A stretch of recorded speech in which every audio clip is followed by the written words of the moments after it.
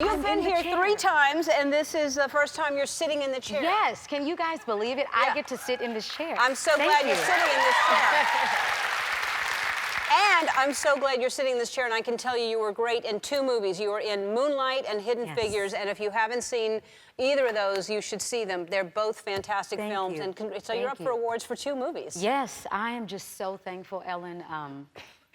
These films are important for culture, for humanity, and I feel so honored to help celebrate the oftentimes marginalized.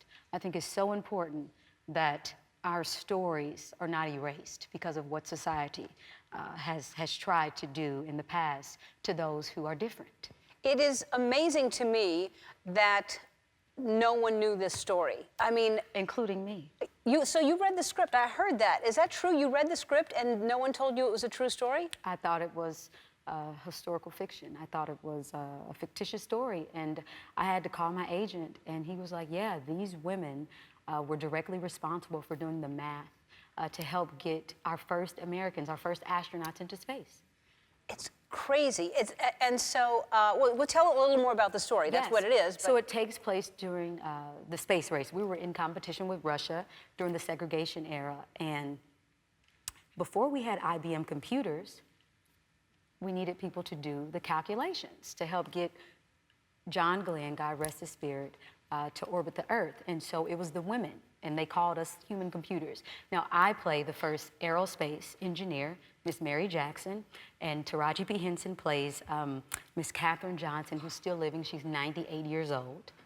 Yes, John Glenn would not even get in the rocket without her approval. Without calling and making sure she said yes. Absolutely. And Octavia Spencer plays Dorothy Vaughn. She learned Fortran, and she learned how to code the computers once they got IBMs. But before then, there was a small window where it was the women. They called the black women the colored computers, and there were white women working there, and they were human computers, and we all were doing what it took to help America achieve the extraordinary. Yeah, and your mom must be so proud of you. She's going to these, you know, all these events with you, and she must, like, because you're a singer, you're an amazing singer, Thank how you. most people know you, but now you're going to these events and she's meeting, who's she excited to meet? Oh, so let me tell you this. To my mom, I have not made it until I got in the film. I hadn't made it in her eyes, honestly. I'm like, Mom, I'm opening for Stevie Wonder. You know, I'm opening for Prince, who was a mentor to me. And she's like, oh, okay, that's amazing. But when are you gonna be in a movie? And I'm like, Mom. And so she's like on the red carpet taking selfies with Kevin Costner. And, you know, she's my biggest fan. And she was the one, you know, growing up, I would do Shakespearean classes after school. And she would take me, we were sharing the same car.